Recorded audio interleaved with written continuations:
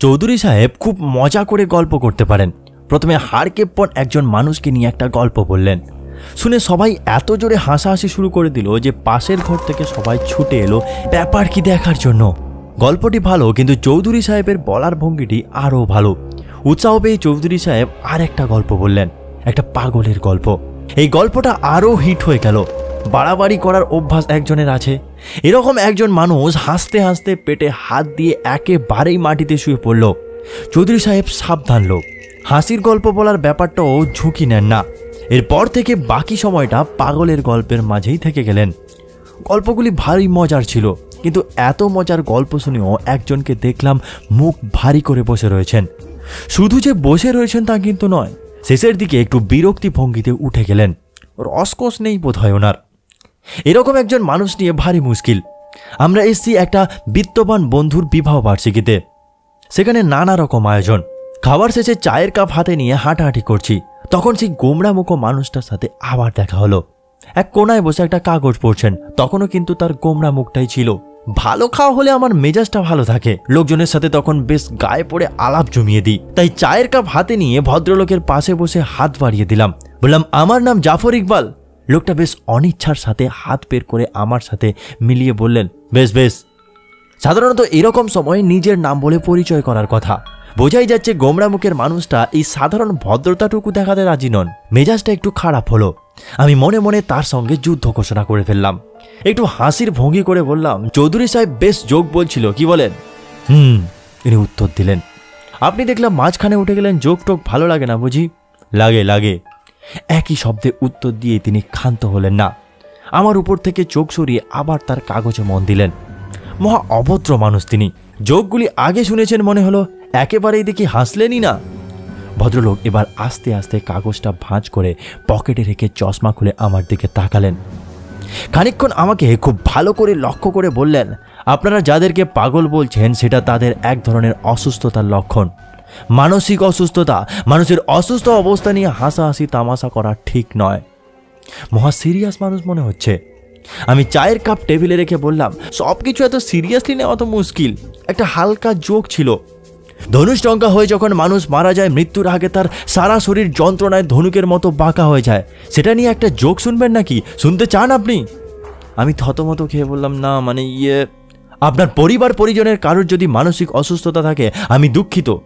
পাগল শব্দটা আমি ব্যবহার করতে পারি না। তাহলে আপনি ওই জোকগুলি শুনে হাসতে পারতেন না। ভদ্রলোক এবারে আমার উপর থেকে চোখ সরিয়ে চশমাটি পড়লেন, তারপর পকেট থেকে আস্তে আস্তে কাগজটা বের করে আবার পড়া শুরু করলেন। ইঙ্গিতটি অত্যন্ত স্পষ্ট, তুমি এখন এখান থেকে বিদায় হও। আমার একটা ভালো গুণ আছে, সম্ভবত এই গুণটার জন্যই আমি এই সংসারে টিকে যাচ্ছি। গুণটা হচ্ছে সত্যি কথা স্বীকার করে নেওয়া। নিজের গো বজায় রাখার জন্য আমি খামোখা তর্ক করতে যাই না। সময় বিশেষে সেই জন্য আমি 10 জনের মধ্যে গাধা প্রমাণিত হই, কিন্তু তবুও আমি সবসময় খাঁটি কথা মেনে নিই। খানিকক্ষণ চুপ করে ব্যাপারটা একটু ভেবে এবারেও কিন্তু আমি তাই করলাম। বললাম, আপনি সত্যি কথা বলছেন। আমি কখনোই ব্যাপারটা এভাবে দেখিনি। অত্যন্ত স্পষ্ট ব্যাপার, কিন্তু ব্যাপারটা কেন জানি না আমার চোখে পড়েনি। খুব লজ্জা লাগছে ব্যাপারটা চিন্তা করে। আমার কথা শুনে ভদ্রলোক একেবারে হকচকিয়ে গেলেন। তিনি মোটেও আমার কাছে এরকম একটা উত্তর আশা করেননি। ভেবেছিলেন ঘাড়ের রক ফুলিয়ে একটা বাজে তর্ক শুরু করে দেব। সহৃদয়ভাবে হেসে বললেন, আপনার লজ্জার কিছুই নেই, এটাই স্বাভাবিক। আমি একটু ইতস্তত হয়ে বললাম, কৌতূহলটা ক্ষমা করে দেবেন প্লিজ। আপনার পরিবার পরিজনের মধ্যে কেউ কি আছে যে মানসিকভাবে অসুস্থ? না, আমার পরিবারে কেউ নেই, কিন্তু আমি একজন ডাক্তার, মানসিক রোগের ডাক্তার। আমি অসংখ্য মানুষকে চিনি যারা মানসিকভাবে অসুস্থ। ভদ্রলোক এবারে তার হাতটা আমার দিকে বাড়িয়ে দিয়ে বললেন, আমার নাম মইনুল হাসান। সেই থেকে মইনুল হাসানের সাথে আমার পরিচয়। আমি পরিচয়টা চেষ্টা চরিত্র করে ঘনিষ্ঠতার পর্যায়ে নিয়ে গেছি। নিজের কোনো প্রয়োজন নেই, কিন্তু সব মানুষের একটা অসুস্থ কৌতূহল থাকে। আমারও ছিল। মানুষের সবথেকে বড় সম্পদ তার মস্তিষ্ক। যে সমস্ত দুর্ভাগা মানুষের সেটা থেকেও তার নিয়ন্ত্রণের ক্ষমতা নেই, তাদের নিয়ে আমার কৌতূহল। তারা কি করে, কেন করে জানার আগ্রহ।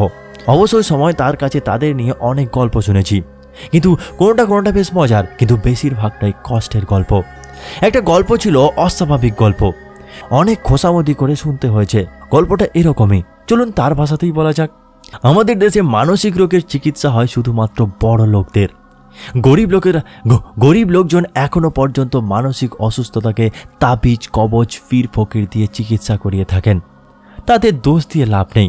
নিজেদের শারীরিক অসুস্থতার চিকিৎসা করতে পারেন না তো মানসিক রোগের চিকিৎসা করবেন কিভাবে? সে কারণে আমার সমস্ত রোগী বড়লোক। কাজেই সেদিন জামাল চৌধুরী নামের একজন খুব অবস্থাপন্ন ব্যবসায়ী আমার ক্লিনিকে এলেন। আমি খুব অবাক হলাম না। ভদ্রলোক ঠিক কিভাবে শুরু করবেন বুঝতে পারছিলেন না। এটি নতুন কিছু নয়। পৃথিবীর কোথাও মানসিক ব্যাধিকে সংস্কার মুক্ত মন দিয়ে বিচার করা হয় না। খানিকক্ষণ এটা সেটা নিয়ে আলাপ করে ভদ্রলোক বললেন, আমি আপনার কাছে একটা সমস্যা নিয়ে এসেছি। বলুন। কিন্তু মুশকিল হচ্ছে যে সে ব্যাপারটা আসলে একটা সমস্যা নাকি সেটা ঠিক বুঝতে পারছি না। তবু বলুন। ব্যাপারটা আমার স্ত্রীকে নিয়ে। আমি চুপ করে থেকে ভদ্রলোককে কথা বলতে দিলাম। ভদ্রলোক একটা নিঃশ্বাস নিয়ে বললেন, আমাদের একটা মেয়ে 3 মাস আগে সুইসাইড করেছে। আমি একটা ধাক্কা খেলাম। কতই বা বয়স ভদ্রলোকের, আর তার মেয়েরই বা বয়স কত? এই বয়সে সুইসাইড? মেয়েটা বড় অভিমানী ছিল সত্যি, কিন্তু একেবারে সুইসাইড করে ফেলবে সেটা আমি কখনো ভাবিনি। উনি বললেন, মেয়েটা খুবই অভিমানী ছিল সত্যি, কিন্তু একেবারে সুইসাইড করে ফেলবে সেটা কখনো আমি ভাবিনি। কেন করেছিল জানেন?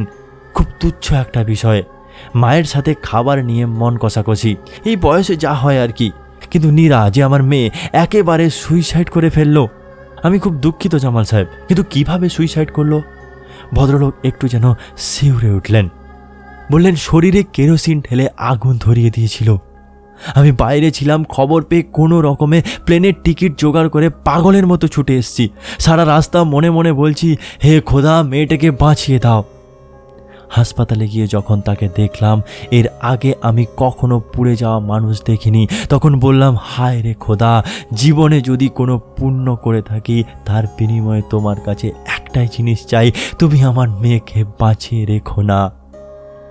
খোদা আমার কথা শুনল। মেয়েটা সেই রাতেই মারা গেল। ভদ্রলোক একটু কাঁপতে লাগলেন।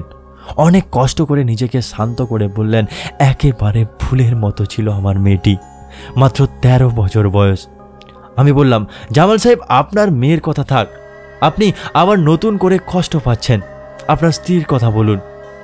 জামাল সাহেব খানিকক্ষণ চুপ করে বসে বললেন, আমার স্ত্রী খুব সুন্দরী মহিলা, লেখাপড়া জানা, ভালো ঘরের মেয়ে। 17 বছর হলো বিয়ে হয়েছে। কিন্তু একটা আশ্চর্যের জিনিস কি জানেন? আমার এখনো মনে হয় আমি আমার স্ত্রীকে ঠিক বুঝে উঠতে পারি না। বুঝতে পারেন না? আর একটু ব্যাখ্যা করুন। ব্যাখ্যা করার কিছুই নেই। আমার মনে হয় বন্যার আমার স্ত্রীর মনের ভিতরে একটা দেওয়াল রয়েছে। দেওয়ালের অন্য পাশে তার নিজের জগৎ, যেখানে আমার ঢোকার কোনো অধিকার নেই। আপনি কি বৈবাহিক জীবনে নিজেকে অসুখী মনে করেন? অসুখী? জামাল সাহেবকে একটু বিভ্রান্ত দেখা গেল। অসুখী কি বলবো? ঝগড়াঝাটি, মন কষাকষি যেসব কিছুই নেই। কিন্তু দুজন যে খুব অন্তরঙ্গ সেরকমও নয়। সেই হিসেবে বলাই যায় যে আমি হয়তো একটু অসুখী, কিন্তু সেভাবে হিসেব করলে মনে হয় আমি অসুখী নই। আমার সমস্যা সেটা নয়, আমার সমস্যাটা হচ্ছে অন্য জায়গায়। জামাল সাহেব একটু ইতস্তত করে থেমে গেলেন। আমি বললাম, বলুন। আমার কেন জানি না মনে হয় আমার মেয়ে নীরা যে মারা গেছে সেই জন্য বন্যার দুঃখ টুক্ষ কিছুই হয়নি। আমি একটু অবাক হয়ে বললাম, এটা তো আপনি একটা গুরুতর কথা বললেন জামাল সাহেব। হ্যাঁ, আমি বলছি, আমার আরেকটা ছেলে খুব ছেলেবেলায় মারা গিয়েছিল। আমি তখন দেশের বাইরে ছিলাম। ফিরে আসতে আসতে কবর দেওয়া হয়ে গিয়েছিল। এখন আমার মনে হয় তখন বন্যার খুব বেশি দুঃখ হয়নি। তখন বুঝতে পারিনি, ভেবেছিলাম একজন মানুষের শোক প্রকাশের জন্য ভেঙে গেছে। আপনার ছেলে কিভাবে মারা গিয়েছিল? জলে ডুবে। বাসায় শখ করে বাথটব লাগিয়েছিলাম, আর সেই জন্যই সর্বনাশটা হলো। এখন আপনার কয়জন ছেলে মেয়ে? আর একজন ছেলে আছে, 10 বছর বয়স, ক্লাস 5-এ পড়ে। জামাল সাহেব খানিকক্ষণ চুপ করে থেকে বললেন, কদিন থেকে মনে হচ্ছে আমার স্ত্রীর ভেতরে কোনো এক ধরনের অস্বাভাবিক ব্যাপার আছে। অস্বাভাবিক? হ্যাঁ, মানসিক দিক দিয়ে অস্বাভাবিক। আপনার কাছে আমি এসছি সেই জন্যই। আপনি কি আমার স্ত্রীকে একটু দেখবেন? দেখে কি বলবেন যে সে পুরোপুরি সুস্থ কিনা? দেখব, আমার কাজ তো ওটাই। কিন্তু আমার একটা ছোট্ট অনুরোধ আছে। বন্যাকে আমি আপনার ক্লিনিকে আনতে পারবো না। সে কিছু একটা সন্দেহ করবে। আপনাকে আমার বাসায় যেতে হবে, ডাক্তারবাবু হিসেবে নয়, আমার বন্ধু হিসেবে। আমার অনেক টাকা, কিন্তু আপনাকে এই অনুরোধ আমি টাকার জন্য করছি না। আপনাকে অনুরোধ করছি একটা দুঃখী মানুষ হিসেবে। আমার মনে একটুও শান্তি নেই। আমি বাধা দিয়ে বললাম, জামাল সাহেব অস্থির হবেন না। আমি এমন কিছু ব্যস্ত মানুষ নই সময় করে আপনার বাসায় যেতে কোনো অসুবিধা হবে। শুনে জামাল সাহেব খুব আশ্বস্ত হলেন। আমি পরের সপ্তাহে সময় করে জামাল সাহেবের বাসায় গেলাম। জামাল সাহেবের সাথে কথা বলে গিয়েছিলাম, জানতাম তিনি থাকবেন না। গিয়ে দেখি তার স্ত্রীও নেই। আমি হয়তো চলেই আসতাম, কিন্তু তাদের 10 বছরের ছেলেটার সাথে দেখা হয়ে গেল।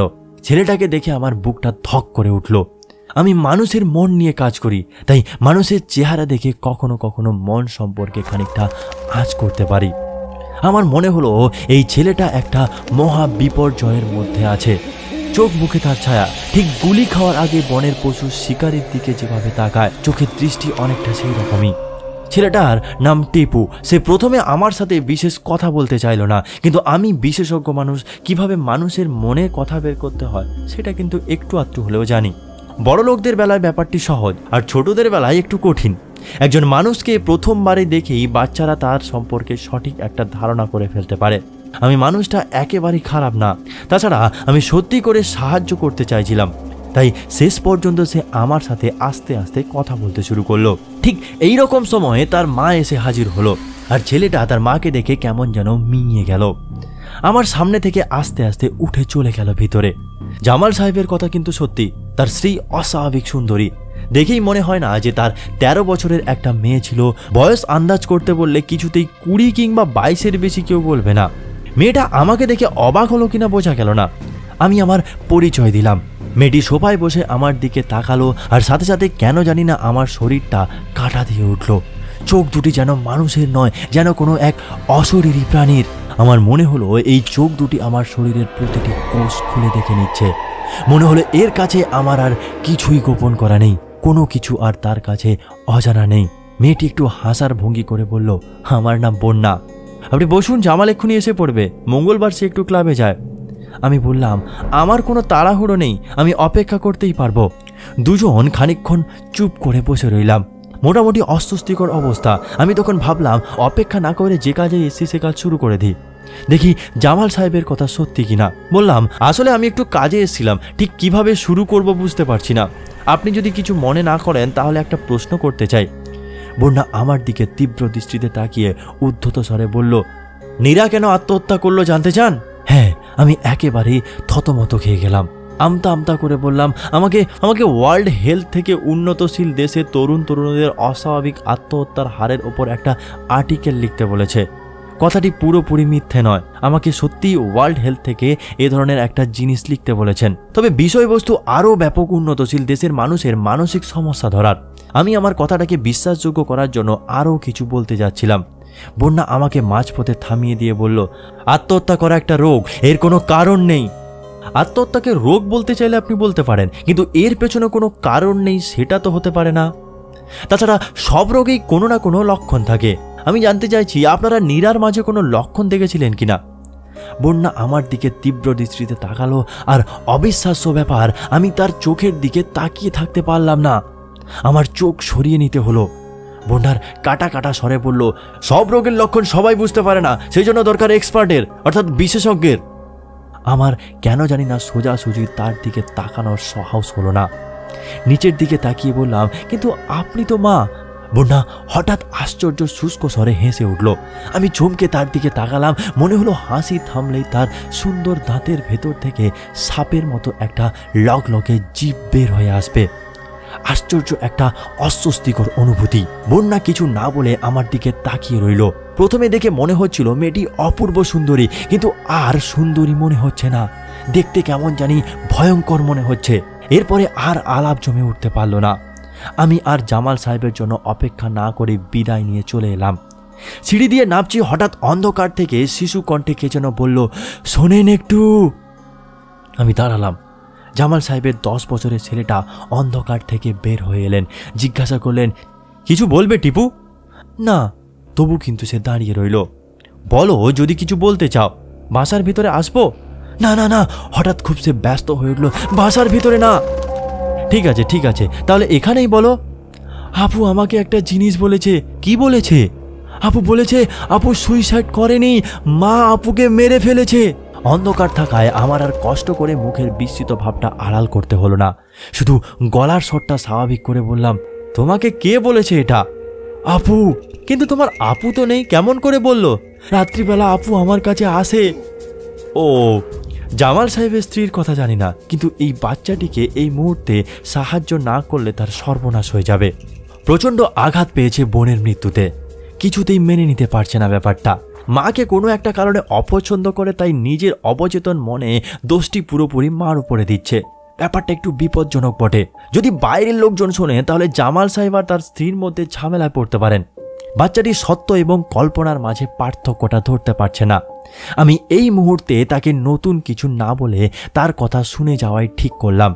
জিজ্ঞাসা করলাম, তোমার আপু কি প্রতি রাতেই তোমার কাছে আসে? না, সব রাতে আসে না, মাঝে মাঝে আসে। তোমার কি ভয় লাগে?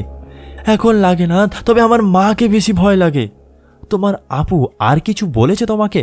আপু বলেছে তার 2 হাত দড়ি দিয়ে বেঁধে তার মা তার শরীরে কেরোসিন ঢেলেছে, তারপর একটা ম্যাচের কাঠি দিয়ে চুলে আগুন ধরিয়ে দিয়েছে। আমি নিঃশ্বাস বন্ধ করে দাঁড়িয়ে রইলাম। কি অবলীলায় এত বড় একটা বিভৎস ঘটনা বলে ফেললো।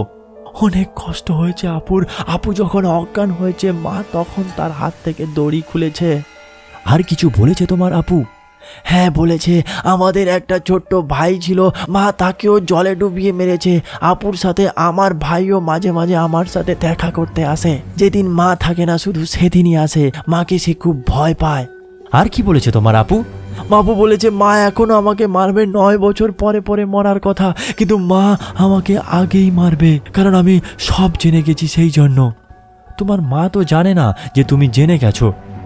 মা চোখের দিকে তাকালেই সব জেনে যায়, সেই জন্য আমি চোখের দিকে তাকাই না। কিন্তু মা প্রত্যেক রাতে ঘুমানোর আগে বলে আমার চোখের দিকে তাকা। তখন মায়ের চোখের দিকে তাকাতে হয়। মা জানে যে আব্বু আমার কাছে আসে, সেই জন্য মা আমাকে আগেই মেরে ফেলবে। আমার কিন্তু মনে হয় না সেটা সত্যি হবে। হবে, টিপু জোর দিয়ে বলল। অমাবস্যা রাতে মা বাবাকে একটা কাজে অন্য জায়গায় পাঠিয়ে দেবে। তখন একটা লোক আসবে আমাদের বাসায়, তার একটা চোখ কানা। তখন 2 জন মিলে লুসিফারকে ডাকবে। লুসিফার সেটাকে? শয়তান, শয়তানটাকে মা লুসিফার ডাকে। মা শয়তানের কাছে নিজেকে বিক্রি করেছে। মা যখন আমাদের এক একজনকে মেরে ফেলে, শয়তান তাকে একটা করে ক্ষমতা দেয়। মায়ের এখন অনেক ক্ষমতা। আমাকে যখন মারবে তখন মায়ের এত ক্ষমতা হবে যে আর কেউ মাকে কিছুই করতে পারবে না।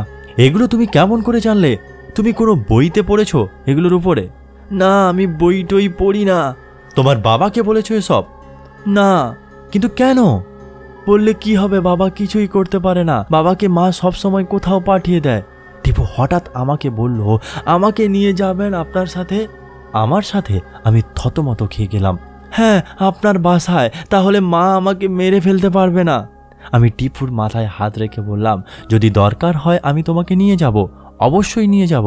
আমি তোমাকে কথা দিচ্ছি, কেউ তোমাকে মারতে পারবে না। আমি তোমাকে বাঁচাবো। টিপু আস্তে আস্তে বলল, আপু বলেছে আমাকে কেউ নেবে না, আমাকে এখানেই থাকতে হবে। মা এখানেই আমাকে মারবে। আপু বলেছে মরে যাওয়ার সময় অনেক কষ্ট, কিন্তু মরে যাওয়ার পর নাকি কষ্ট নেই, ভালোই নাকি। তুমি ভয় পেও না, তোমাকে কেউ মারতে পারবে না। আপু বলেছে বেশি করে রসুন খেতে। রসুন? হ্যাঁ, বেশি করে রসুন খেলে নাকি লুসিফার কাছে আসতে পারে না। এই যে আমি রসুন খাচ্ছি। ছেলেটা মুখ হাঁ করলো আর ভক করে কাঁচা রসুনের গন্ধ এসে লাগলো আমার নাকে। তাই বলছে? হ্যাঁ, আরও বলেছে একটা বাঁশের কঞ্চি 2 পাশে পুড়িয়ে সাথে রাখতে। কঞ্চি? হ্যাঁ, রেখেছো তুমি? হ্যাঁ, এই যে। টিপু শার্টের নিচ থেকে বিঘত খানেক লম্বা একটা বাঁশের কঞ্চি বের করলো, 2 পাশে একটু একটু করে পুড়িয়ে রেখেছে। বললো এটা সাথে রাখলে লুসিফার আসতে পারে না। তুমি ভয় পেও না, তোমার কিছুই হবে না। কিন্তু এই অমাবস্যাতে মা, আমি তার আগেই তোমার কিছু একটা ব্যবস্থা করব। সত্যি? টিপু জল জলে চোখে আমার দিকে তাকালো। হ্যাঁ। আমি টিপুর হাত শক্ত করে ধরে বললাম, তোমাকে আমি কথা দিলাম, তোমার আপু যদি আসে তাহলে তাকেও বলো যে তোমার আর ভয় নেই, আমি তোমাকে বাঁচাবো। বলবো। টিপু প্রথমবার একটু হাসলো, বলল আপু শুনে খুব খুশি হবে। টিপুর কথা শুনে আমার বুকটা প্রায় ভেঙে গেল। বাসায় আসতে আমার হঠাৎ মনে হলো এমন কি হতে পারে যে টিপু যা বলছে তা সত্যি। না, সত্যিই একটা পিশাচিনী। সত্যি সে তার 2 ছেলে মেয়েকে মেরে এখন তার আরেকটা ছেলেকে মারার জন্য প্রস্তুত হচ্ছে। আমি মাথা থেকে জোর করে চিন্তাটা সরিয়ে দিলাম। আমি একজন ডাক্তার, ভূতের ওঝা নই। টিপু অসুস্থ, তাকে সাহায্য করতে হবে। সে কল্পনা আর বাস্তবের মাঝে পার্থক্যটা ধরতে পারছে না। এই অসুখের নাম স্কিজোফ্রেনিয়া। মানসিক অসুস্থগুলির মধ্যে সবথেকে খারাপ অসুখ এটি। পরদিন ভোরবেলাতেই জামাল সাহেব হাজির হলেন। তার স্ত্রীর সম্পর্কে জানতে চান। ভদ্রমহিলাকে দেখে একটা অশুভ ভাব হয়। এই কথাটি আমি তাকে মুখ ফুটে বলতে পারলাম না, দুটি কারণে। প্রথমত, গত রাতে তাকে দেখে আমি কেমন একটু ভয় পেয়েছিলাম। দিনের আলোতে সেটা চিন্তা করে এখন আমার নিজেরই লজ্জা লাগছে। দ্বিতীয়ত, আমি একজন ডাক্তার, আমাকে একজন মানুষকে যুক্তিতর্ক দিয়ে বিচার করতে হয়, মনের ভাব দিয়ে বিচার করলে চলবে না। আমি বললাম যে তার স্ত্রীকে আরেকবার দীর্ঘ সময়ের জন্য না দেখে আমি কিছুই বলতে পারবো না বা কিছুই বলতেও চাই না। গত রাতে তিনি আমাকে সহজভাবে নিতে পারেননি, আলাপ আলোচনায় তিক্ততা এসে গেছিল। এই কথাটা শুনে জামাল সাহেব কেন জানি বিবর্ণ হয়ে গেলেন। বললেন, তার মানে আপনি আমার সন্দেহটাই অমূল করে উড়িয়ে দিচ্ছেন না, সত্যি কথাটি বলার একটু পিছিয়ে দিচ্ছেন। আমি বললাম, আপনার স্ত্রীর সমস্যা থেকে কিন্তু আপনার ছেলের সমস্যাটা অনেক গুরুতর। জামাল সাহেব চমকে উঠলেন। কেন, কি হয়েছে টিপুর? আমি জামাল সাহেবকে গত রাতে টিপুর সাথে দীর্ঘ আলোচনার কথা বললাম। কি নিয়ে কথা হয়েছে তার খুঁটিনাটি বলে আরও মন খারাপ না করিয়ে দিয়ে সোজাসুজি বললাম, আপনার ছেলেকে যত তাড়াতাড়ি সম্ভব বাসায় এই পরিবেশ থেকে সরিয়ে নিতে হবে, এমন জায়গায় নিয়ে যেতে হবে যেখানে তার বোনের কোনো স্মৃতি নেই। প্রথম সম্ভবত তার মা থেকেও সরিয়ে নেওয়া ভালো। কোনো একটা কারণে এই মুহূর্তে সে তার মাকে সহ্য করতে পারছে না। জামাল সাহেব দীর্ঘ সময় চুপ করে বসে রইল। আমি তাকে সান্ত্বনা দিয়ে বললাম, আপনারা সবাই যে পরিস্থিতির ভেতর দিয়ে গিয়েছেন তারপর এটা অস্বাভাবিক কিছুই না, আরেকটু সময় কেটে যেতে দিন, সব স্বাভাবিক হয়ে যাবে। জামাল সাহেব কোনো কথা না বলে দীর্ঘ সময় বিবর্ণ মুখে বসে রইলেন। চলে যাওয়ার আগে জামাল সাহেবকে জিজ্ঞেস করে আমি কয়েকটা জিনিস জেনে নিলাম, যেগুলো হচ্ছে তার ছেলে তার মেয়ে মারা যাওয়ার সঠিক দিন তারিখ। এই 2 দিনই তিনি শহরের বাইরে ছিলেন। তার স্ত্রীর একটা ব্যবসা তিনি দেখাশোনা করেন, সেটার কাজে মাঝে মাঝে বাইরে যেতে হয়। তার মেয়ের দুর্ঘটনার পর হাসপাতালে যে ডাক্তার দেখছে তার নামটিও আমি জেনে নিলাম। তারপর আমি তাকে জিজ্ঞেস করলাম, এক চোখ নষ্ট এরকম কোনো মানুষ তার বাসায় আসে কিনা। এই প্রশ্নটা শুনে তিনি একটু অবাক হলেন।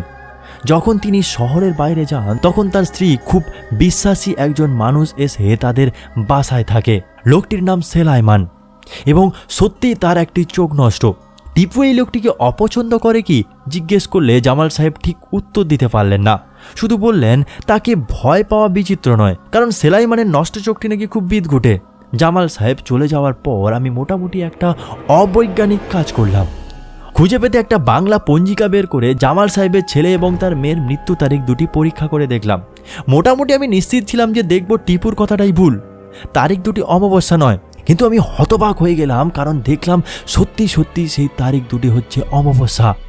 নিজেকে নানাভাবে বোঝানোর চেষ্টা করলাম যে এটা একটা কাকতালীয় ব্যাপার, সন্দেহপ্রবণ টিপু কোনোভাবেই সেটা লক্ষ্য করেছে। তবুও ব্যাপারটা মনের ভেতরে খচখচ করতে লাগলো। কোন দিন অমাবস্যা কোন দিন পূর্ণিমা বের করাটা কিন্তু এতটাও সহজ ব্যাপার নয়, আর 10 বছরের বাচ্চার জন্য তো নয়ই। ক্লিনিকে বেশি কাজ ছিল না বলে দুপুরবেলা বের হয়ে গেলাম, মেডিকেল কলেজে হাজির হলাম। কিন্তু পুরনো বন্ধু বান্ধব আছে, তাদের সাথে দেখা হবে। তাছাড়া ইচ্ছে আছে জামাল সাহেবের মেয়েকে যে চিকিৎসা করেছেন কাজী আলমগীর, তার সাথে একটু কথা বলে আসা। বন্ধু বান্ধবকে পেলাম না, কিন্তু ডক্টর আলমগীরকে খুঁজে বের করে ফেললাম। কম বয়সী একজন ইন্টার্নি ক্যান্টিনে বসে চায়ের সাথে সিগারেট খাচ্ছেন। ডাক্তারি মতে সিগারেট খাওয়া যেটা নাকি সবচেয়ে অস্বাস্থ্যকর। সামনে বসে পরিচয় দিয়ে আমি তাকে বললাম যে নীরার দুর্ঘটনার ব্যাপারে আমি তাকে একটা প্রশ্ন করতে চাই।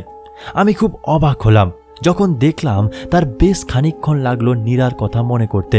প্রতিদিন নাকি এত অসংখ্য বিচিত্র রকমের দুর্ঘটনার কেস আসে যে পুড়ে মারার ব্যাপারটি তার তুলনায় কিছুই না। যখন শেষ পর্যন্ত সে মনে করতে পারলো তখন আমি জিজ্ঞেস করলাম যে আপনি কি নীরার ব্যাপারটিতে অস্বাভাবিক কিছু দেখেছিলেন? 13 বছরের একটা বাচ্চা পুড়ে মরে যাওয়াটা যদি অস্বাভাবিক মনে না করেন তাহলে কিছুই না। কিছুই না? না। চোখ মুখ কুঁচকে খানিকক্ষণ সে মনে করার চেষ্টা করলো, তারপর বলল, না কিছুই মনে করতে পারছি না। কিন্তু কেন? শরীরে কোন জায়গায় বেশি পুড়েছে কোন জায়গায় কম পুড়েছে এইরকম কিছু মনে নেই। ভ্রু কুঁচকে আমার দিকে তাকালো। হ্যাঁ, হাতের কবজির কাছে পড়েনি, আমার মনে পড়ছে এখন। একটু অবাক হয়েছিলাম তখন। আপনি জানলেন কেমন করে? আমি জানি না, তাই তো আপনাকে জিজ্ঞেস করছি। কিন্তু আন্দাজ করলেন কেমন করে? করিনি, এমনি বের হয়ে গেছে। কাজী আলমগীর চোখ সরু করে বলল, আপনি আসলে পুলিশের লোক না? মেয়েটাকে আসলে কি মার্ডার করেছে? হাত বেঁধে শরীরে কেরোসিন ঢেলে আগুন ধরিয়ে দিয়েছে, তাই না? আমি বললাম, আমি জানি না। কাজী আলমগীর আমার দিকে তীক্ষ্ণ চোখে তাকিয়ে রইল। মেডিকেল কলেজ থেকে যখন বের হলাম তখন আকাশ কালো করে মেঘ করেছে। আমি অন্যমনস্কভাবে হাঁটতে থাকি। সব হিসেব গোলমাল হয়ে গেছে। টিপু যে কয়েকটি কথা বলছে তার একটিও আমি এখনো ভুল প্রমাণ করতে পারিনি। তাতে কিছু প্রমাণ হয় না, কিন্তু তবু মনের ভিতরে কি যেন খচখচ করতে থাকে। অন্যমনস্কভাবে হেঁটে হেঁটে আমি ব্রিটিশ কাউন্সিলে এসে হাজির হলাম। শয়তানের উপাসনার উপরে এখনো কোনো বই আছে নাকি কে জানে। রাতে বিছানায় শুয়ে ঘুম আসছিল না। খানিকক্ষণ চেষ্টা করে হাল ছেড়ে দিলাম। অবহেলায় শয়তানের উপাসনার উপরে কিছু পড়ে এসেছি যে মাথাটা মনে হয় একটু গরম হয়ে আছে। টিপুর কথা আবার সত্যি প্রমাণিত হয়েছে। শয়তানের আরেক নাম সত্যিই কি লুসিফার? শয়তানের যারা উপাসনা করে তারা পৃথিবীর যা কিছু ভালো তার বিরুদ্ধে কাজ করে যায়। জীবিত প্রাণীকে উৎসর্গ করে তাদের শক্তি বাড়ানো হয়। উপাসনা যখন ওপরের স্তরে ওঠে তখন তারা মানুষকে উৎসর্গ করা শুরু করে দেয়। সত্যিই কি বন্যা শয়তানের উপাসক? সত্যিই কি সে নিজের হাতে একটা ছেলে একটা মেয়েকে মেরেছে? সত্যিই এখন পরের অমাবস্যা রাতে টিপুকে মারবে? অমাবস্যাটা কবে? আমি বিছানা থেকে উঠে পড়ে ঘরে এলাম। সেখানে বাংলা মাসের একটা ক্যালেন্ডার আছে। অমাবস্যা পূর্ণিমার কথা সেখানে লেখা থাকার কথা। সত্যিই লেখা আছে। আমি কেমন জানি না একটা অস্বস্তি নিয়ে আবিষ্কার করলাম আজ অমাবস্যার রাত। পড়ার ঘরে খানিকক্ষণ উদ্দেশ্যহীনভাবে দাঁড়িয়ে থেকে আমি শোবার ঘরে ফিরে এলাম। ঘরের ভিতরে অন্ধকার। আমি ঢুকতেই মনে হলো কে যেন সরে গেল এক পাশে। আমি চমকে উঠে জিজ্ঞেস করলাম কে? মনে হলো ফিস ফিস করে একটা মেয়ের গলার স্বরে কে যেন বলল, টিপুকে কিন্তু ওরা মেরে ফেলবে। আমি কোনো মতে গিয়ে লাইটের সুইচ টিপে দিলাম। ঘরে কেউ নেই। আমার শরীর তখন অল্প অল্প কাঁপছে। আস্তে আস্তে গিয়ে বিছানায় বসলাম আমি। এরকম একটা জিনিস কেন শুনলাম আমি? মনের ভুল হয়তো। তাহলে আমারও কি মাথা খারাপ হয়ে যাচ্ছে, নাকি আমার কাছে সাহায্যের জন্য এসছে নীরা? মিনিট পাঁচেক চুপ করে বসে থেকে আমি জামাল সাহেবের বাসায় টেলিফোন করলাম। 10টা রিং হয়ে গেল, তবু কেউ ফোন ধরল না। টেলিফোনটা রেখে আমি তখন আমার কাপড় পরা শুরু করলাম। টিপুকে কথা দিয়েছিলাম আমি তাকে বাঁচাবই। আমি কখনো ভাবিনি সত্যি তাকে কেউ মারবে। ওটা ছিল একটা কথার কথা, কিন্তু এখন কেন জানি না মনে হচ্ছে টিপুর কথাটাই হয়তো সত্যি হবে। আসলেই তাকে কেউ হয়তো মেরে ফেলতে চাইছে। আমি টিপুকে কথা দিয়েছিলাম তাকে বাঁচাবো, তাকে বাঁচাতেই হবে, কিন্তু আমি জানি না কিভাবে বাঁচাবো। তবু তাকে বাঁচতে হবে। বের হওয়ার আগে আমি আবার টেলিফোন করলাম। এবারে সাথে সাথে একজন টেলিফোন ধরল। শুষ্ক পুরুষ মানুষের কণ্ঠস্বর। আমি জিজ্ঞেস করলাম, এটা কি জামাল সাহেবের বাসা? সাহেব বাসায় নেই। কখন আসবেন? কালকে। আপনি কে কথা বলছেন? আমার নাম সোলাইমান। আমি নিজের অজান্তেই কেমন জানি না শিউরে উঠলাম। অমাবস্যা রাতে জামাল সাহেবকে শহরের বাইরে পাঠিয়ে এক চোখ নষ্ট সোলাইমানকে ডেকে আনা হয়েছে, ঠিক যেরকম টিপু বলেছিল। আমি বললাম, টিপুর সাথে কি একটু কথা বলতে পারি? কে? জামাল সাহেবের ছেলে টিপু। অন্য পাশ থেকে দীর্ঘ সময় কোনো কথা শোনা গেল না। আমি বললাম, হ্যালো। কোনো উত্তর শোনা গেল না। সোলাইমান টেলিফোন রেখে দিয়েছে। আমি বাসা থেকে বের হলাম 10 মিনিট পরে। রান্নাঘরে কোথায় রসুন রাখা আছে আমরা জানা ছিল না। খুঁজে বের করতে একটু সময় লাগলো। এক টুকরো মুখে দিয়ে দেখলাম জঘন্য দুর্গন্ধ। একসময় মাছ ধরার শখ ছিল। কুল্লিমা থেকে একটা ভালো ছিপ জোগাড় করেছিলাম। সেটা থেকে বিঘত খানেক করে গোটা চারেক টুকরো কেটে গ্যাসের চুলায় দুই পাশে পুড়িয়ে নিয়েছি। টিপু বলেছিল এই রকম জিনিস সাথে রাখলে লুসিফার কাছে আসতে পারে না। আমি নিজে বিশ্বাস করি না, কিন্তু টিপু করে। তাকে সাহস দেওয়ার জন্য কাজে লাগতে পারে। ঠিক ঘর থেকে বের হওয়ার আগে কি মনে করে আমার একটা ভাগ্নেকে ফোন করে দিলাম। সে পেশায় গুন্ডা, ভালো রকমের গুন্ডাই হবে, কারণ শুনেছি সবগুলি রাজনৈতিক দল নাকি পয়সা কড়ি দিয়ে তাকে রাখে। তাকে বললাম, কারণ যদি আমি 2 ঘন্টার মাঝে তোকে ফোন না করি তাহলে তুই একটা বাসায় আসবি। সে বলল, মামা কি ব্যাপার, আমি এখনই আসছি। আমি বললাম, না এখন না, যদি তোকে ফোন না করি তাহলে আসবি। মামা তুমি শুধু আমাকে বলো কি হয়েছে, আমি লাশ ফেলে দেবো। আমি বললাম, লাশ টাস ফেলতে হবে না, তুই শুধু ঠিকানাটা লিখে রাখ। সে ঠিকানাটা লিখে দিলাম। জামাল সাহেব বাসাটা অনেকটা জায়গা নিয়ে। বাসার চারপাশে বড় বড় গাছ চারিদিক থেকে আড়াল করে রেখেছে। সব দরজা জানলা বন্ধ। বাইরে থেকে বোঝার উপায় নেই ভেতরে কেউ আছে কি নেই। আমি কয়েক মুহূর্ত বাইরে দাঁড়িয়ে থেকে দরজায় ধাক্কা দিলাম। দরজাটা সাথে সাথে খুলে গেল। মনে হয় কেউ যেন দরজার পাশেই আমার জন্য অপেক্ষা করছিল। দরজার ওপাশে আবছা অন্ধকারে একটা মানুষ দাঁড়িয়ে আছে, নিশ্চয়ই সোয়ালমান। বলল, আসেন, ভিতরে আসেন। আমার বুকটা যেন জানি ধক করে উঠল। বললাম, না ভেতরে আসবো না, আমি এসছি টিপুকে নিতে, জামাল সাহেব আমাকে বলেছিলেন। লোকটা আমার কথার মাঝখানেই দরজা বন্ধ করে দিল। আমি আবার দরজা ধাক্কা দিলাম। আবার দরজা খুলে দিয়ে আবছা অন্ধকারে লোকটা দাঁড়িয়ে রইল। আমি বললাম, আমি ডাক্তার মইনুল, টিপুর ডাক্তার জামাল সাহেব বলে গিয়েছিলেন। ভিতরে আসেন। আমার নিজেকে কেমন জানি না অসহায় মনে হলো। কেন জানি না মনে হলো যে মস্ত একটা ফাঁদে আটকা পড়ে যাচ্ছি। খানিকক্ষণ দাঁড়িয়ে থেকে আমি ভেতরে ঢুকলাম। সাথে সাথে লোকটা দাঁড়াম করে পেছনে হেসে দরজা বন্ধ করে দিল। আমার মনে হলো কে যেন নারী কণ্ঠে ভিতরে হা হা হা হা করে অট্টহাসি করে। মাথাটা কেমন যেন ঘুরে উঠল। হঠাৎ দেওয়াল ধরে কোনো মতে সামনে নিলাম। ধক দিলে জিজ্ঞেস করলাম, টিপু কোথায়? পাশের একটা ঘর থেকে বন্যার গলার স্বরে শুনতে পেলাম, এদিকে আসুন। আমি পর্দা সরিয়ে পাশের ঘরে ঢুকে স্তম্ভিত হয়ে গেলাম। ঘরে লাল রঙের একটা আলো জ্বলছে, অল্প আলো, ভালো করে সব কিছু দেখা যাচ্ছে না। ঘরের মাঝখানে বড় একটা টেবিলের ওপর টিপু লম্বা হয়ে শুয়ে থরথর করে কাঁপছে। তার গায়ে কোনো কাপড় নেই, সারা শরীরে কোনো এক ধরনের তৈলাক্ত জিনিস পাখানো। তার মাথায় এবং পায়ের কাছে দুটো বড় বড় পাত্র থেকে কুণ্ডলি পাকিয়ে ধোঁয়া বের হচ্ছে। ধোঁয়ার কটু গন্ধের নিঃশ্বাস বন্ধ হয়ে যাওয়ার অবস্থা। টেবিলের অন্য পাশে বন্যা বসে আছে। মাথায় চুলগুলো চূড়ার মতো করে বাঁধা, শরীরে পাতলা ফিনফিনে একটা কাপড়, সেটার ভেতর দিয়ে তার সুগঠিত শরীরের পুরোটাই দেখা যাচ্ছে। সেটা নিয়ে তার কোনো রকম জড়তা আছে বলে আমার মনে হচ্ছে না। ঘরের দেওয়ালে বিচিত্র নানা রকমের ছবি, চারপাশে রাজ্যের জিনিসপত্র ছড়ানো। আবছা আলোতে কোনটা কি বোঝার উপায় নেই।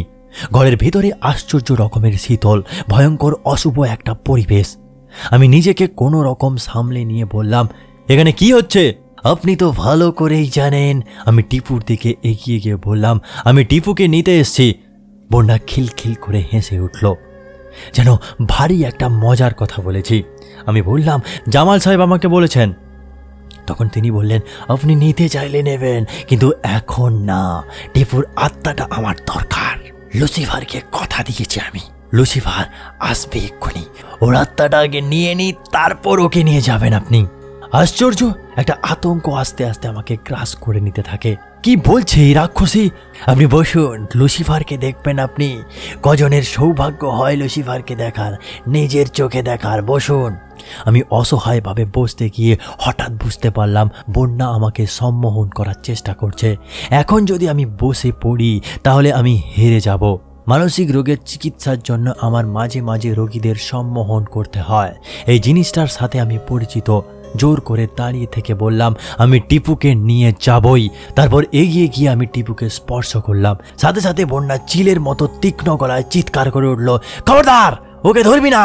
মুহূর্তের ভদ্রতার সমস্ত খোলস ফেলে দিয়ে অশ্রাব্য ভাষায় আমাকে একটা গালি দিয়ে দিল সে।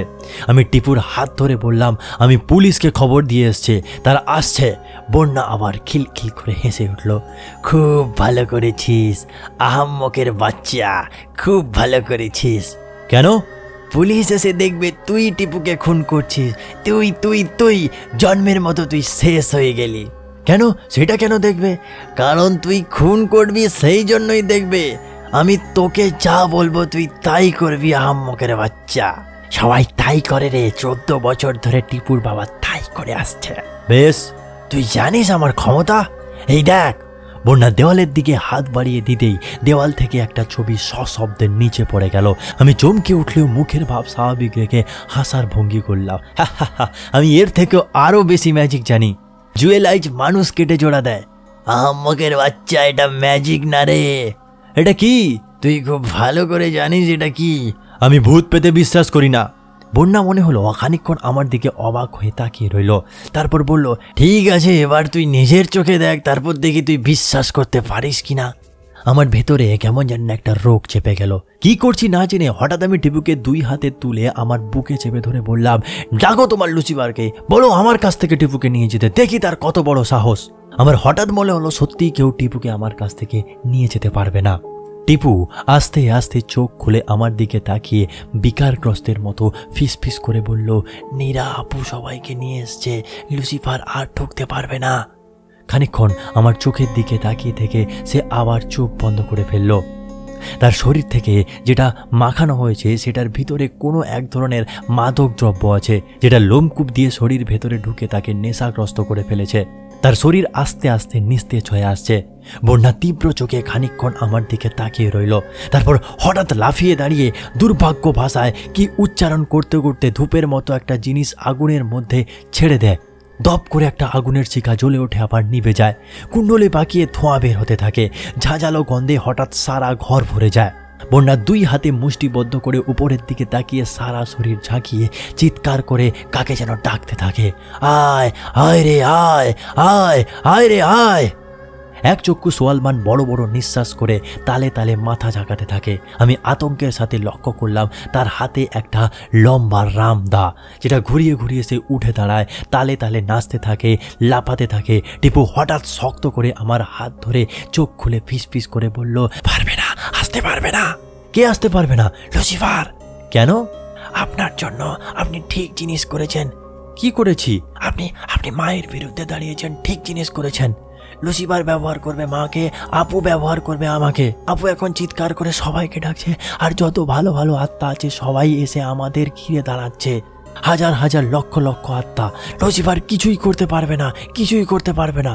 টিপু লম্বা লম্বা নিঃশ্বাস নিতে থাকে, জল জলে চোখে তাকায়। তার মুখের কোণে আমি প্রথমবার একটু হাসি দেখতে পেয়েছিলাম।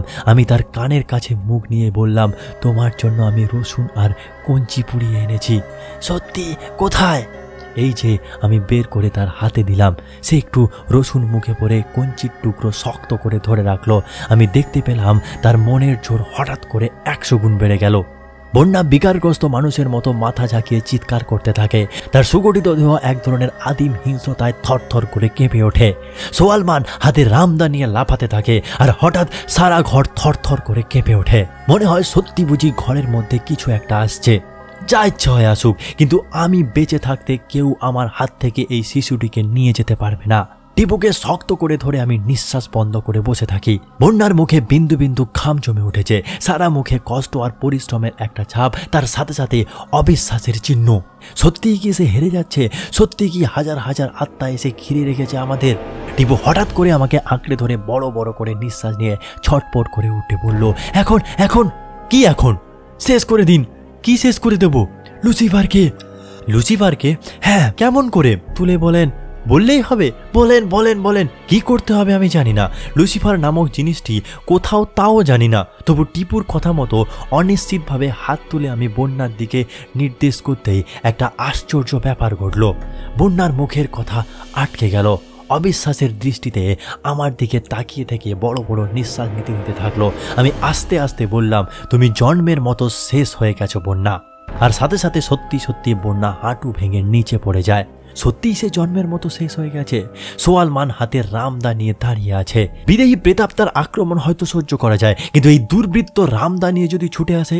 আমি সতর্ক চোখে তার দিকে তাকিয়ে থাকি, কিন্তু তা দরকার ছিল না। বন্যাকে দেখে সে রামদা নিচে ফেলে দিয়ে মাটিতে মাথা ঠেকিয়ে উপুর হয়ে পড়ে গেল। শয়তানের উপাসনায় নিশ্চয় নানা স্তরে আছে, ক্ষমতার প্রকারভেদ আছে। এই মুহূর্তে হয়তো আমি সম্ভবত ক্ষমতার তুঙ্গে বসে আছি। অঙ্গুলি হেলনে হয়তো অর্ধ পৃথিবী ধূলিসাৎ করে দিতে পারি। আমার বিরাগ ভাজন হবে সে সাহস কার আছে? এমন সময় দরজায় ঘা পড়ল। তারপর ভাগ্নের গলার আওয়াজ শুনতে পেলাম, মামা, ও মামা। 2 ঘন্টা হয়নি, আগেই চলে এসছে। উত্তর দেওয়ার আগেই ভাগ্নের লাথি মেরে দরজার ছিটকিনি ভেঙে ঢুকে পড়ল। ধৈর্য নামক বস্তুটি তার শরীরে বিন্দুমাত্র নেই, কখনোই ছিল না। মইনুল হাসানের গল্প এখানেই শেষ। জিজ্ঞেস করে আর যেসব তথ্য পাওয়া গেছে সেগুলো এরকমই। বন্যার বিরুদ্ধে কোর্টে কেস কখনোই তোলা হয়নি, কোনো প্রমাণ নেই, কেস দাঁড় করানো যায় না। জামাল সাহেবকে ছেড়ে সে আমেরিকায় চলে গেছে। শয়তানের উপাসনার জন্য আমেরিকার ওপরে নাকি দেশ নেই। খুন খারাপি সহ্য করে না সত্যি, কিন্তু প্রকাশ্যে শয়তানের উপাসনা করতে সে দেশে নাকি বাধা নেই। জামাল সাহেব সেই থেকে তার ছেলে টিপুকে একা একা বড় করেছেন। টিপু এখন অনেক বড় হয়ে গিয়েছে, কলেজে যাচ্ছে, মইনুল হাসানের সাথে যোগাযোগ রেখেছে, মাঝে মাঝে দেখা করতে আসে সে। সোয়ালমানের আর কোনো খোঁজ পাওয়া যায়নি। আছে নিশ্চয়ই কোথাও, হয়তো অন্য কোনো পিশাচিনি খুঁজে বের করছে। যাই হোক বন্ধুরা, আজ এখানেই শেষ করলাম। গল্পটা কেমন লাগলো সেটা আপনারা অবশ্যই কমেন্ট করে জানাতে ভুলবেন না। আর যদি গল্পটা ভালো লাগে তাহলে প্লিজ একটা লাইক করবেন, এবং চ্যানেলে যদি আপনারা নতুন এসে থাকেন তাহলে প্লিজ একটা সাবস্ক্রাইব করে আমাদের সাপোর্ট করবেন, কারণ আপনার একটা সাবস্ক্রাইব আমাকে অনেকটাই মোটিভেট করে আরও নতুন নতুন গল্প বানানোর জন্য। আর আপনাদের যদি এরকম কোনো ঘটে যাওয়া গল্প বা আপনার আত্মীয় পরিজনের সাথে ঘটে গেছে এরকম কোনো ভৌতিক গল্প থেকে থাকে, তাহলে ডেসক্রিপশনে দেওয়া মেল আইডিতে আপনারা মেল করতে পারেন আপনাদের নাম ছবি সহ। হয়তো আপনি পরবর্তী গল্পের ভাগ্যবান বিজেতা বিজেতা হয়ে গেলেন আর আপনার গল্পটাই হয়তো প্রেজেন্ট হতে পারে। যাই হোক, যদি আপনাদের গল্প থেকে থাকে তাহলে পাঠিয়ে দেবেন। ধন্যবাদ।